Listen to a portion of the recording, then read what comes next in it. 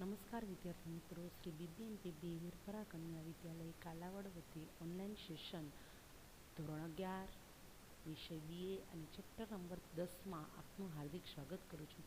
વિદ્યાર્થી મિત્રો, આની પહેલાંના લેક્ચરમાં આપણે વિદેશ વેપાર એટલે કે આંતરરાષ્ટ્રીય વેપાર કોને કહેવામાં આવે, એટલે કે એક રાષ્ટ્રનો બીજા રાષ્ટ્ર એટલે કે એક દેશનો બીજા દેશ સાથેનો વેપાર તેને કહેવામાં આવે છે વિદેશ વેપાર. તો તેનું મહત્ત્વ જોઈ લઈએ.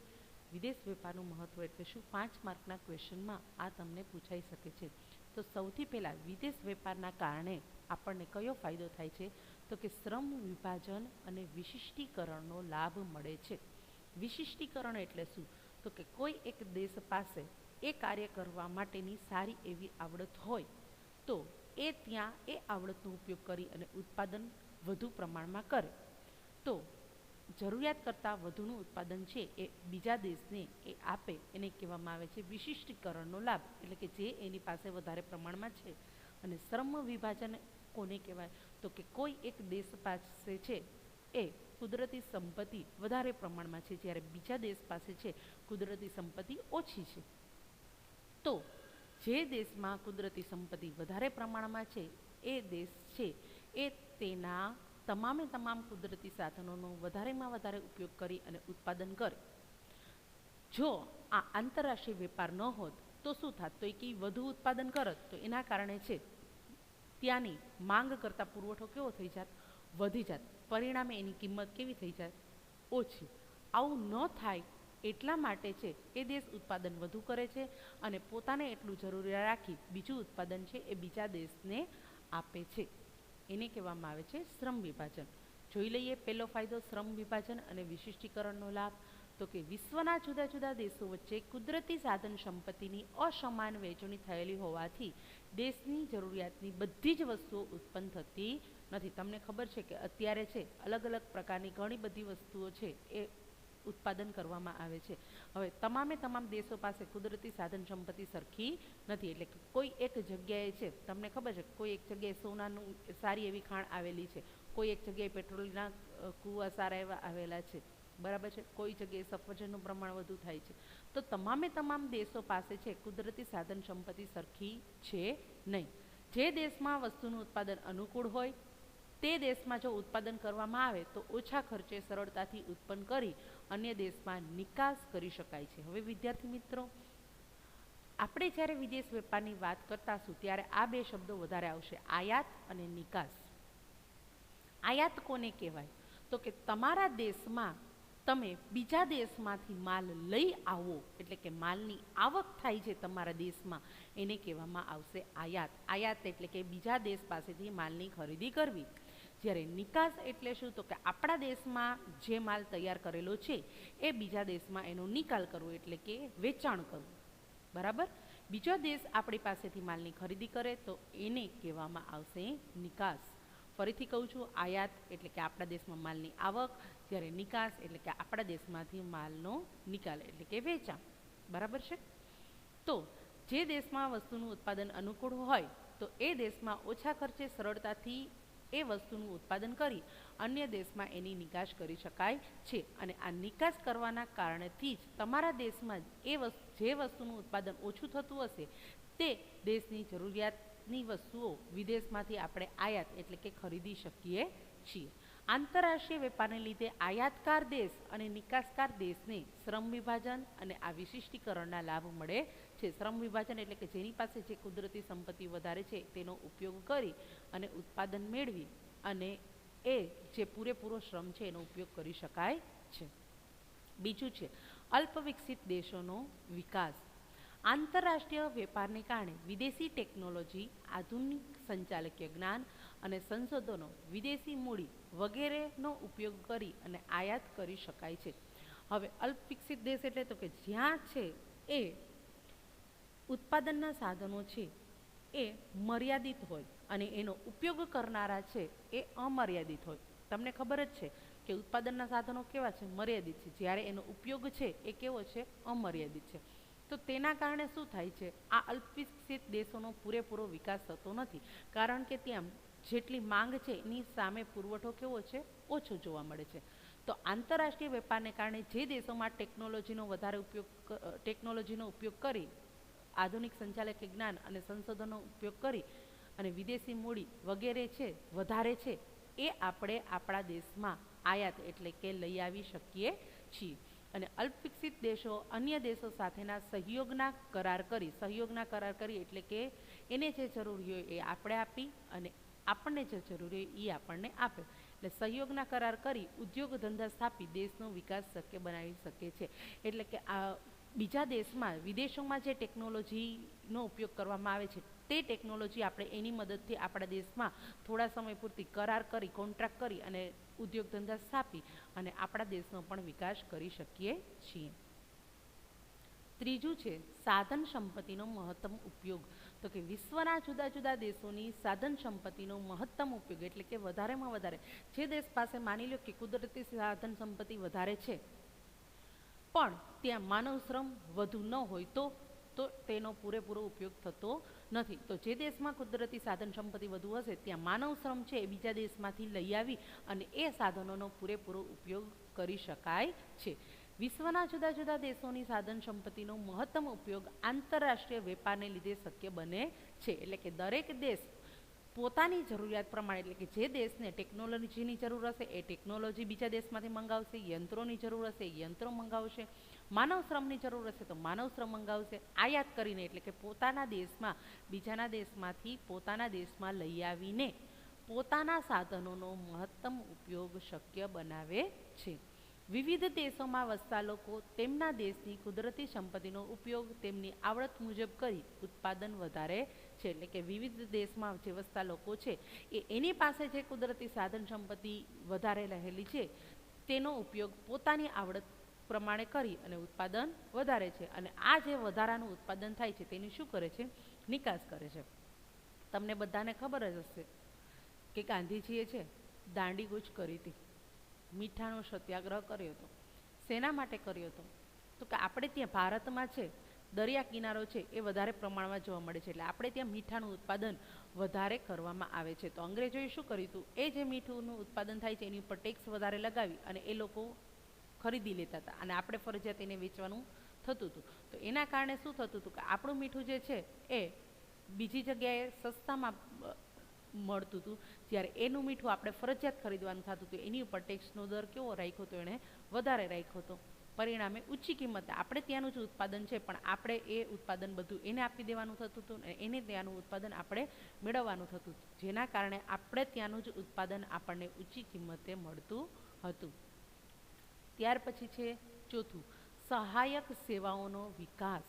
એટલે કે આંતરરાષ્ટ્રીય વેપારને કારણે આયાત અને નિકાસ વેપાર થતો હોવાથી એટલે કે માલની આવક જાવક એક દેશમાંથી બીજા દેશમાં કરવાની હોવાથી વાણિજ્ય વિષયક સહાયક સેવાઓ જે તમે ચેપ્ટર 1માં ભણી ગયા છો કે વાણિજ્ય વિષયક સહાયક સેવાઓ કઈ કઈ છે કે જે બેંક, વીમો, વખાર, સંદેશા વ્યવહાર, વાહન વ્યવહારને આડત્ય વગેરે જેવી સેવાઓનો વિકાસ થાય છે. શું કામ? તો કે આંતરરાષ્ટ્રીય વેપાર ન કરતા હો અને આંતરિક વેપાર કરતા હો તો આ બધી સેવાઓનો ઓછો ઉપયોગ થાય છે. હવે તમારું ઉત્પાદન વધે છે એના કારણે જ્યારે તમે આંતરરાષ્ટ્રીય વેપાર કરો છો તો આ સેવાઓની વધારે તમારે જરૂર પડે છે. તો તેના કારણે આવી સેવાઓનો પણ શું થાય છે? વિકાસ થાય છે. ત્યાર પછી છે પાંચમું ભાવ સપાટી સ્થિર રાખવા. ભાવ સપાટી સ્થિર રાખવા એટલે તો કે ભાવ છે એ સમતોલ જળવાઈ રહે. કઈ રીતે? આગળ જોઈએ. આંતરરાષ્ટ્રીય વેપાર દ્વારા દેશમાં જે વસ્તુની વધુ પડતી છત હોય તેની નિકાસ કરી ઘટતા જતા ભાવને અટકાવી શકાય છે. હવે છત એટલે શું? તો કે માની લ્યો કે કોઈ એક દેશમાં છે 5,000 લોકો છે. એ 5,000 લોકોની જે વસ્તુનું આપણે ઉત્પાદન કરી છે એ 5,000 લોકોને એમાંથી 10,000 નંગની જ જરૂર પડે છે. બરાબર છે? જ્યારે આપણે ત્યાં ઉત્પાદન છે 15,000 નંગનું કરવામાં આવે છે. તો જો માંગ છે 10,000 નંગની, જ્યારે આપણે થયું છે ઉત્પાદન 15,000 નંગ, તો માંગ કરતાં જ્યારે પુરવઠાનું પ્રમાણ વધી જાય તો બજારમાં ભાવ કેવો જાય છે? એ વસ્તુનો ભાવ નીચો જાય છે. બરાબર છે? તો વેપારીને જેટલો નફો જોઈતો હોય તેટલો નફો મળી શકતો નથી. તો આવી જ્યારે વસ્તુની વધુ પડતી છત હોય, એટલે કે માંગ કરતાં પુરવઠાનું પ્રમાણ હોય, તો આ જે વધારાનો 5,000 પુરવઠો હતો, બરાબર, એ પુરવઠો આપણે બીજા દેશમાં જેને જરૂર છે ત્યાં નિકાસ કરી ઘટતા જતા ભાવ, આ જે ભાવ સતત ઘટતા જતા હતા એને હવે આપણે અટકાવી શકીએ છીએ. અને એનાથી વિપરીત પરિસ્થિતિનો વિચાર કરીએ કે તે જ રીતે જે વસ્તુની અછત હોય એટલે કે માંગ 10,000 નંગની હોય, જ્યારે ઉત્પાદન છે 5,000નું જ થતું હોય, તો જ્યારે માંગ વધુ હોય અને પુરવઠો એનો ઓછો હોય, જેમ કે આપણે સોનાની વાત કરીએ, એની માંગ કેવી છે? વધારે છે, જ્યારે એનો પુરવઠો કેવો છે? ઓછો છે. તો દિવસે ને દિવસે એની કિંમત કેવી થતી જાય છે? વધતી જાય છે. તે જ રીતે વસ્તુની અછત હોય તો તેની આયાત કરી, એટલે કે બીજા દેશમાં, જે દેશમાં એનું પ્રમાણ ઉત્પાદન વધુ છે એ દેશમાંથી આપણા દેશમાં માલની આયાત કરી વધતા જતા ભાવને શું કરી શકાય છે? અટકાવી શકાય છે. આમ આંતરરાષ્ટ્રીય વેપાર દ્વારા ભાવ સપાટીને સ્થિર રાખી શકાય છે. ત્યાર પછી છે ઊંચું જીવન ધોરણ. તો કે આંતરરાષ્ટ્રીય વેપારમાં જુદા જુદા દેશો વચ્ચે હરીફાઈ થતી જોવા મળે છે. એટલે કે આંતરરાષ્ટ્રીય વેપારમાં શું થાય છે? તો કે એક જ દેશમાં, એ દેશમાં ઉત્પાદન થતું હોય એની સાથે બીજા દેશની વસ્તુઓનું ઉત્પાદન પણ મૂકવામાં આવે છે, એટલે કે હરીફાઈ જોવા મળે છે. હરીફાઈ કોને કહેવાય? કે એક સરખું ઉત્પાદન કરતી તમામ કંપનીઓ વચ્ચે શું જોવા મળે છે? હરીફાઈ જોવા મળે છે.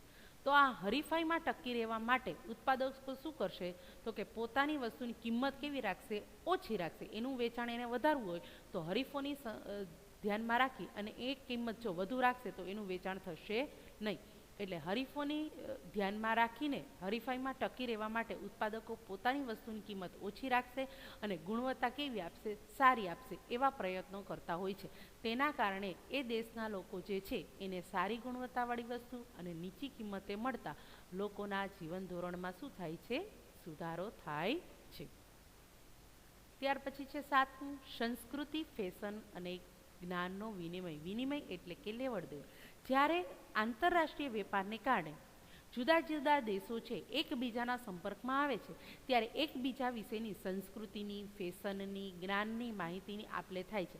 કારણ કે તેના જ કારણે એ આપણું ઉત્પાદન ત્યાં વેચાશે કે નહીં એ અંગેની આપણે જાણકારી મેળવી શકીએ છીએ. એ લોકોની જરૂરિયાત શું છે, એ લોકોની ફેશન શું છે, સંસ્કૃતિ કઈ છે, એના આધારે જ આપણને ખબર પડશે કે એ દેશમાં આપણું ઉત્પાદન વેચાશે કે નહીં. બરાબર. તો જ્યારે આંતરરાષ્ટ્રીય વેપારને કારણે જુદા જુદા દેશો એકબીજાના સંપર્કમાં આવે છે ત્યારે એકબીજા વિશે જાણકારી પ્રાપ્ત કરે છે અને એકબીજાની સંસ્કૃતિ સમજે છે, જેથી લાંબા ગાળે આંતરરાષ્ટ્રીય સુમેળ અને સંવાદિતા સાધી શકાય છે. આમ જુદા જુદા દેશો વચ્ચે સંસ્કૃતિ, ફેશન અને જ્ઞાનનો વિનિમય થાય છે. એટલે કે એકબીજા દેશો એકબીજાના સંપર્કમાં આવે છે તો ત્યાંની જે સારી લાગતી વસ્તુઓ છે, ટેવો છે, એ અપનાવે છે. 8મું છે આપત્તિમાં સહાયરૂપ. આપત્તિ, કુદરતી આપત્તિ એટલે કે દુષ્કાળ, ધરતીકંપ, રોગચાળો, વાવાઝોડું વગેરે જેવી કુદરતી કે માનવ સર્જિત આપત્તિઓમાં વસ્તુઓનો પુરવઠો ખોરવાઈ જાય છે. હાલનું જ તાજું ઉદાહરણ લઉં તો કોરોનાના સમયમાં છે, લોકડાઉનના કારણે અમુક સમય છે એ ધંધા ઉદ્યોગ બંધ થઈ ગયા હતા. તો એટલા સમય દરમિયાન જે ઉત્પાદન થતું હતું તે ઉત્પાદન કેવું થઈ ગયું? બંધ થઈ ગયું. તેના કારણે એ ઉત્પાદનનો પુરવઠો કેવો થઈ જાય છે?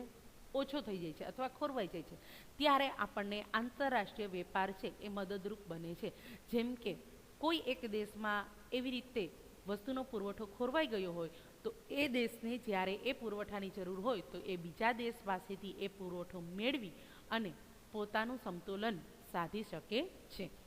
બીજું એક ઉદાહરણ છે કે ભારત જેવા દેશમાં મોટાભાગે કૃષિ વરસાદ પર આધારિત હોય છે. એટલે કે સારા વરસાદ થાય તો કૃષિ થાય છે, નહીંતર થતી નથી. તો જે સમયે સારો એવો વરસાદ ન થાય અને કૃષિ નિષ્ફળ જાય એવા સમયે આપણે વિદેશમાંથી અનાજની આયાત કરી દુષ્કાળ જેવી જે કુદરતી આપત્તિ આપણી સાથે સામે હતી એનો સામનો કરી શકાય છે. 9મું છે વિશ્વ એક બજાર. તો કે ઔદ્યોગિક રીતે વિકસિત અને સમૃદ્ધ રાષ્ટ્રો ઊંચી ટેકનોલોજીનો ઉપયોગ કરી મોટા પાયા પર ઉત્પાદન કરે છે. એટલે કે જે વિકસિત દેશો છે, સમૃદ્ધ દેશો છે, એ મોટા પાયા પર ઉત્પાદન કરે છે. હવે તમને બધાને ખબર છે કે જેમ ઉત્પાદન વધારવામાં આવે એમ એનો ખર્ચ છે એ ઓછો થાય છે. મેં તમને આગળના લેક્ચરમાં જ ઉદાહરણ સમજાવ્યું હતું કે શું થાય છે, તમે 50 એકમનું ઉત્પાદન કરો તો તમારે એ 50 એકમનું ઉત્પાદન કરવા માટે વીજળી છે, મજૂરી છે, એ બધું એટલું જ જોઈશે. પણ 50ની જગ્યાએ તમે 500નું ઉત્પાદન કરશો, બરાબર છે. જેમ કે એક જગ્યાએ 50નું ઉત્પાદન કરશો તો કારખાનું રાખવું પડશે, મશીન વસાવવું પડશે, એ એટલો જ તમને ખર્ચ થાય છે. જ્યારે એમાં 500નું ઉત્પાદન કરશો તો કારખાનું, યંત્ર, બરાબર છે, એ કયા ખર્ચા વધશે? વીજળીના ખર્ચા વધશે, મજૂરીના ખર્ચા વધશે. તો જેમ જેમ મોટા પાયા પર ઉત્પાદન કરવામાં આવે છે તેમ તેમ એની પડતર કેવી થાય છે? ઘટતી જાય છે. અને જેમ જેમ તમે વધુ ઉત્પાદન કરો એમ તમારે એ ઉત્પાદન વેચવા માટે નવા નવા બજારોની જરૂર પડે છે. અને તે માટે દેશની સીમાઓ ઓળંગે છે. એટલે કે એક દેશથી પોતાના દેશની સરહદની બહાર બીજા દેશને પણ એ વસ્તુઓનું વેચાણ કરે છે. પરિણામે આંતરરાષ્ટ્રીય બજાર વિકસે છે. આમાં વિશ્વના ઘણા બધા દેશો આંતરરાષ્ટ્રીય બજારમાં પ્રવેશે છે, જેથી વિશ્વ એક શું બને છે? બજાર બને છે. આ આપણે જોયા આંતરરાષ્ટ્રીય વેપારના ફાયદાઓ અથવા મહત્વ કહી શકાય. આજના લેક્ચરમાં આટલું જ. બધું નેક્સ્ટ લેક્ચરમાં